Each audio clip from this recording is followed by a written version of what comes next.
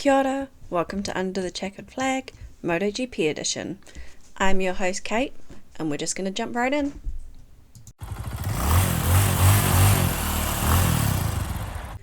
So this week we were in Thailand, and it always puts on a thriller, and you never quite know what the weather's going to do. Coming into this weekend, it was forecast for rain all weekend, and then Friday and Saturday come around, and nothing.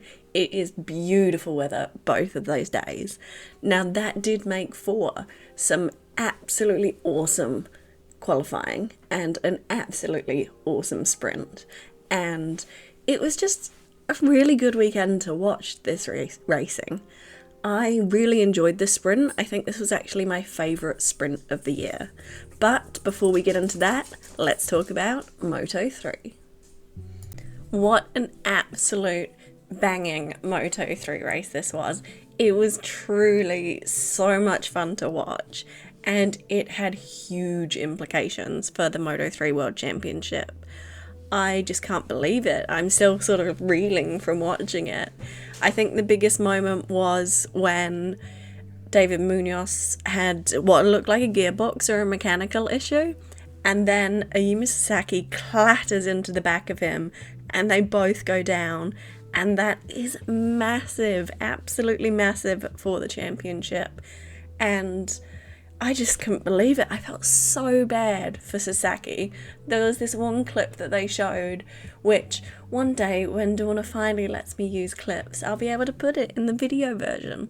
But the clip that they showed was him just looking utterly defeated next to his bike after he had to retire.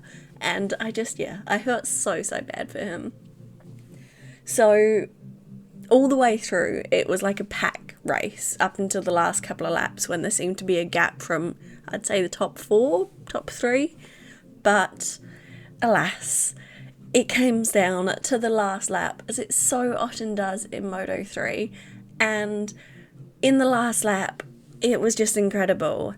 We saw some really, really bold moves, and one person I absolutely want to give huge credit to is Colin Bayer, because he almost got sent to the moon. He almost had a massive high side, and he still kept calm and managed to pull a move and ended up in P3 on the podium, his first podium.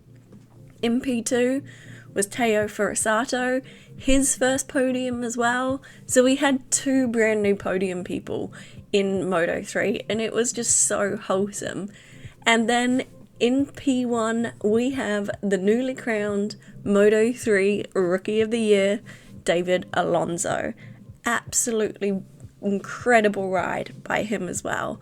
And Alonso seems to win these messy races, the one where there's like always good battles and things like that.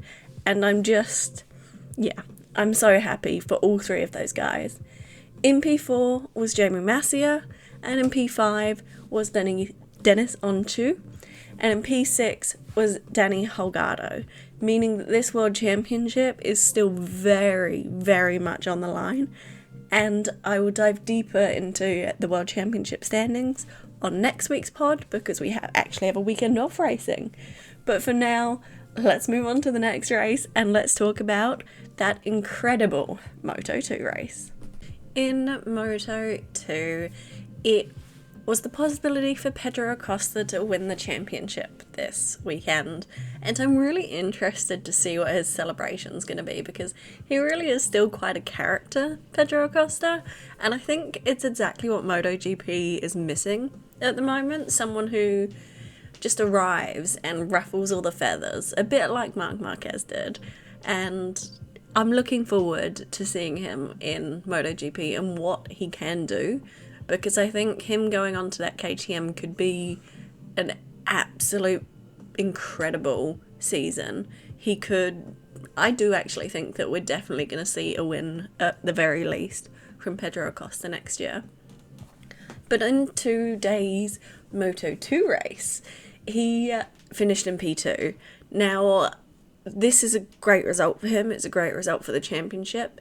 I do think that he's going to have the championship all wrapped up next week. I'm so used to the triple header now. I'm already saying next week. The week after next, when we're at Malaysia. So I think he'll have it wrapped up then. Because Tony Arbolino, he actually had quite a good recovery ride this weekend. He finished in P4, Arbolino did. On the podium was home hero Somkat Chantra, and I've got to give it to the people of Thailand. They seriously back their boy. I absolutely love to see it, to be honest. He's exciting to them, and they really just throw their support at him.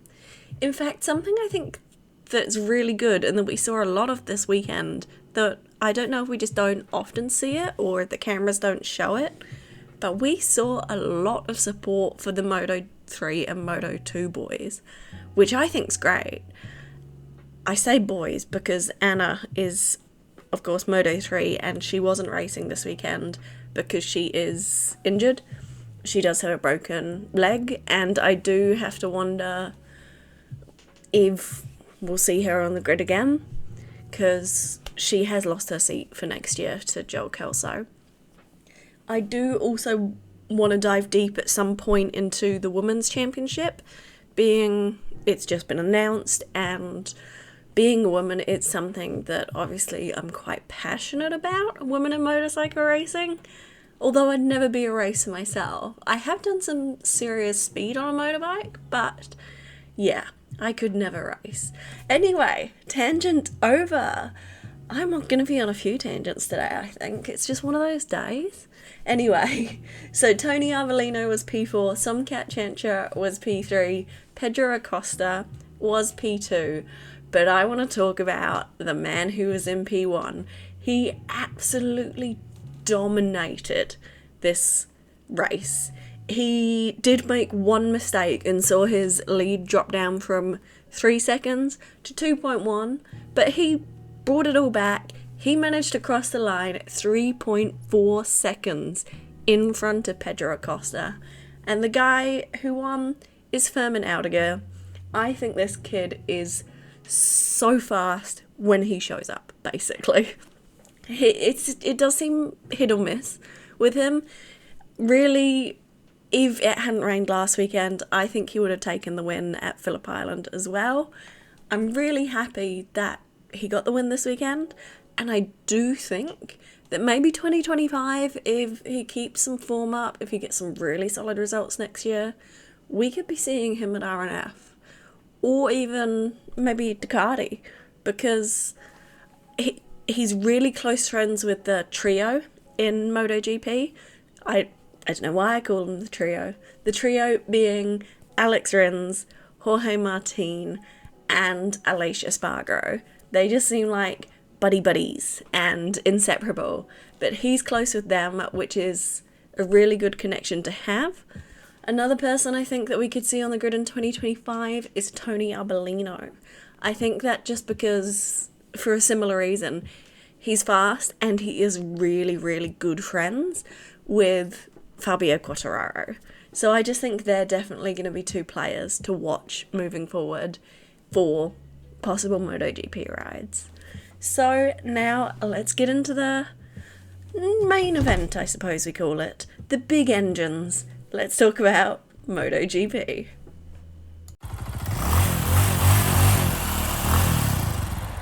So MotoGP qualifying was actually also quite entertaining. It did raise a few questions around towing. So I personally don't mind towing, but when it gets to the point that it did this weekend, where it just looked like an absolute circus show, I suppose, with Marquez and Mir both waiting for a victim, basically, it does make you wonder if it should just be outright banned. And I don't really want to be the kind of person that's like, oh, let's ban that because I don't like it. But it just, yeah, it was a bit messy to watch. It was like watching Moto 3 qualifying, where they're just all a bunch of kids and they're just messing about. And I suppose really MotoGP, the pilots are all just big kids anyway, so maybe that's what I'm thinking anyway. But yeah, it was interesting tactics. So Mini Marquez and Marc Marquez both made it through Q1 to get into Q2, and then we saw a bit of a mixed bag. It was actually quite a interesting front row. We still had Jorge Martin being Jorge Martin and absolutely blindsidingly fast. So he stuck it on pole. In P2 was Luca Marini and in P3 was Alicia Espargaro. That was not too bad.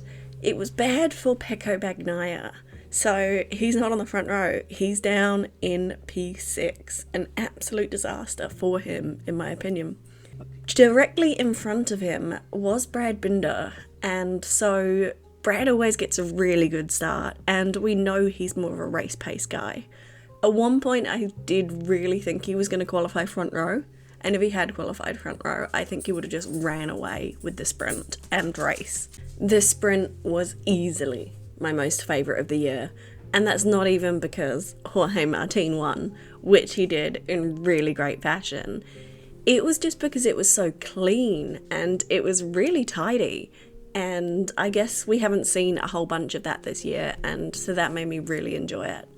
One person who would not have enjoyed the sprint is Pecco Bagnaia. Now, he started in P6, as I said, and he actually went backwards. So he ended up finishing in P7, so he only picked up 3 points, and Jorge Martin finished in P1, picking up 12 points, which is great for me because I want Martin to win this championship. It means that's a huge amount of points. That's 9 points to pick up, and it makes me more believe that this title fight will come all the way down to the wire at Valencia, which as fans, I'm sure that is exactly what we all want. So that was just the World Championship part of the sprint. The rest of the podium was kind of what I expected after qualifying. We had Luca Marini in P3, and in P2 we had Brad Binder, which is really great because I absolutely love Brad Binder. I think he's such a character, even though I'm not his biggest fan right now, because I am an All Blacks fan, and the Springboks did beat the All Blacks by 1 point.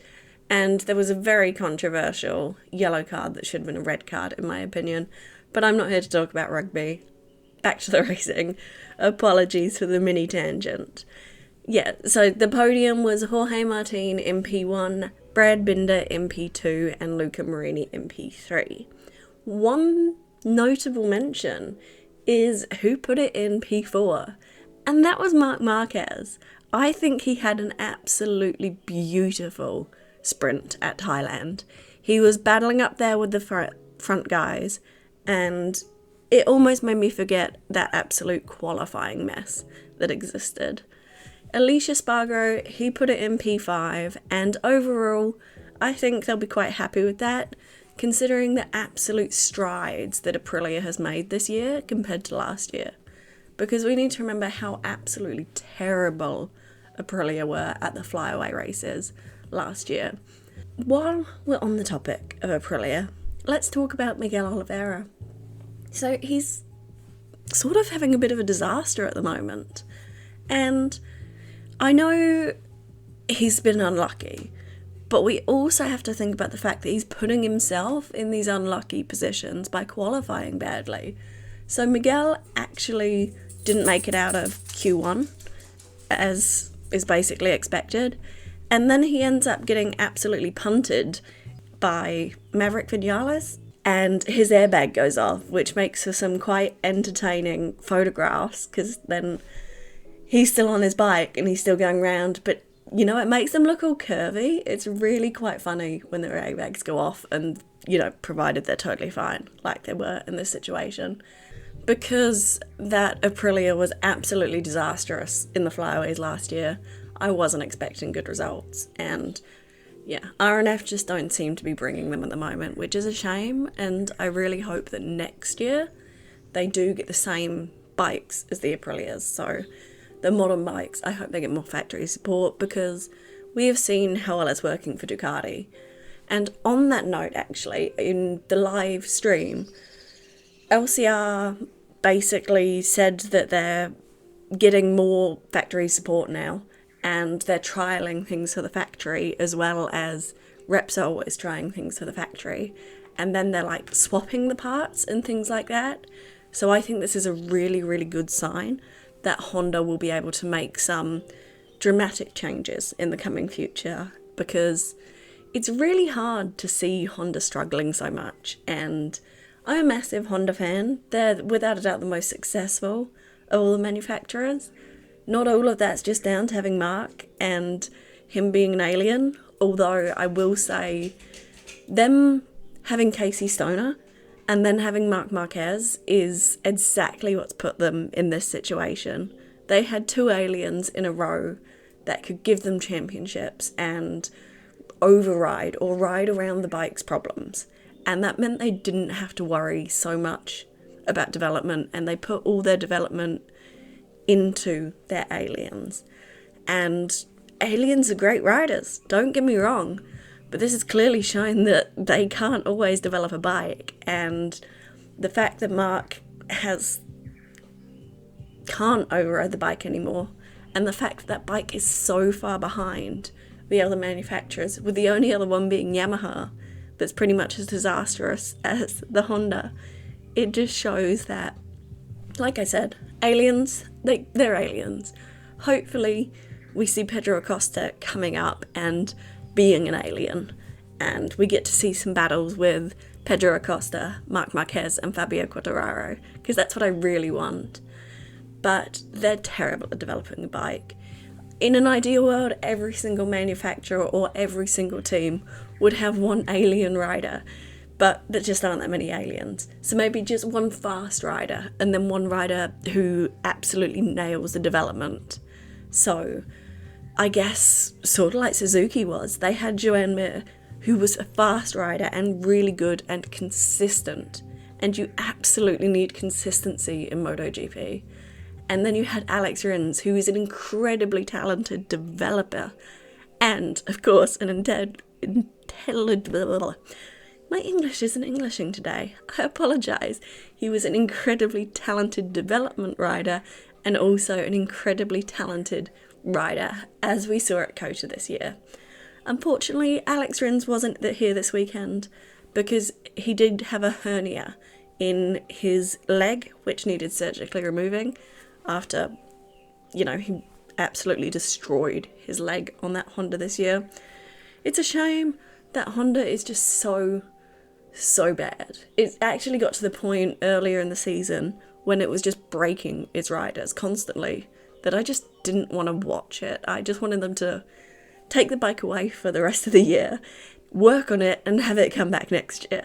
It was that bad, watching all those pilots get really, really hurt. But that's enough rambling about Honda and the absolute mess that they find themselves in. Let's move on to the Sunday Grand Prix race. If I thought the sprint was good, the main race, I think I'd put this down as the race of the year. It was absolutely incredible. From the word go, it was incredible. Martin, honestly, this is a race that I think he probably his best race that he's won. It's one where he had to fight tooth and nail to win this. It was absolutely incredible. So where would I even begin with this? I'm going to start with the second to last lap. That move that Pecco tried to pull off, I don't really know if it was an actual move or if he just missed his braking marker and then tried to make it look like an overtake. He goes around the outside and genuinely almost makes the move stick. So he almost overtakes Brad Binder and Jorge Martin, who were in front of him. And it was just incredible, the speed. It's like he found another gear and he found an entire new mode in his bike. The speed that he caught the other two and then overtook them. He didn't make it stick. Martin defended beautifully. Brad Binder also managed to get back through, and there was definite touching from Pecco and Brad, and it was just completely incredible. The last two laps of this race were just nail-biting drama, and I was so tense. I'm definitely a Jorge Martin fan, so I want him to win the championship, and it was just really stressing me out, but it was so much fun to watch this race. And what I also think is absolutely incredible is the results. So in P7, we had Marc Marquez on a Honda. In P6, we had Fabio Quartararo on a Yamaha. In P5, Alicia Spargaro on the Aprilia. In P4, Marco Bezzecchi on the Ducati. P3, we had Brad Binder. P2, Pecco Bagnaia, Ducati. And P1, Jorge Martin, Ducati. But my gosh, having all of the manufacturers back up there for this race was absolutely amazing. It was just an incredible race all around. Unfortunately for Aprilia though, it does look like they had 2 mechanical issues. So Miguel Oliveira got shown the black flag with the orange disc, and Maverick Vinales all of a sudden halfway through the race just dropped off and then ended up entering the pits. The only other person who started the race but didn't finish it was Alex Marquez. He crashed out of podium potential, and I was genuinely gutted for him because, yeah, it was just... he had the potential, and at times we thought that this could turn into a flag-to-flag race, or at least I did, and yeah, it's just... I'm gutted for him because he had really good pace and this could have been a really strong result for him, and it's just one of those things, I suppose. But overall, like I said, absolutely great race. The podium lineup was not actually how they crossed the line. So Brad Binder crossed the line in P2, and it would have been absolutely deserved P2. But track limits for the 3rd time this year. Brad, my dude, what are you doing? Obviously, it's just one of those things, and it does mean he still got P3, but yeah, I think he'll be quite gutted with that. But it was clear as day that he did exceed track limits. It looks like he lost the front a little bit, so really, he was quite lucky that it wasn't worse. But yeah, if you watch one race this year, I think it should be this race, the Thailand GP, because it felt like Moto3 for parts of it. There was pack racing, there were bold moves, but all of them clean. It was just a wonderful race. Yeah, not much else to be said there, to be fair.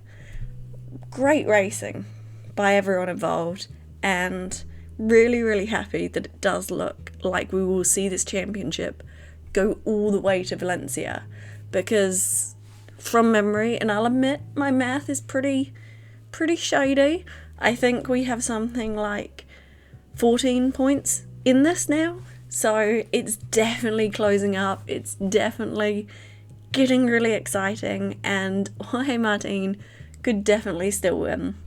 2 people in the last week have been taken out of championship contention. Both were long shots anyway. The 2 taken out of contention are Marco Bezzecchi and Brad Binder, so both now cannot mathematically win the championship.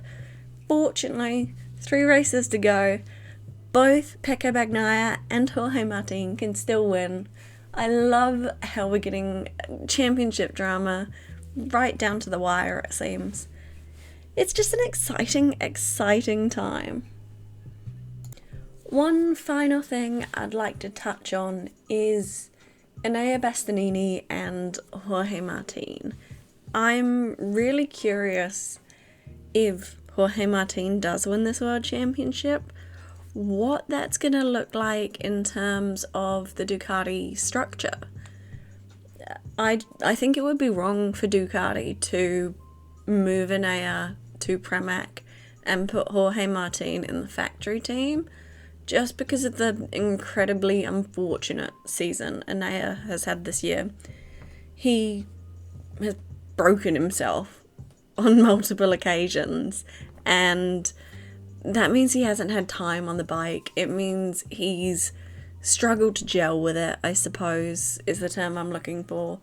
And Jorge Martin's got a lot more time on it, and let's be real, Jorge Martin is in the form of his career right now. He's bounced back from 2 poor weekends, one where he binned it from the lead and another one where they made an incorrect choice on tyre, and he's managed to recover that and pick up 37 points this weekend.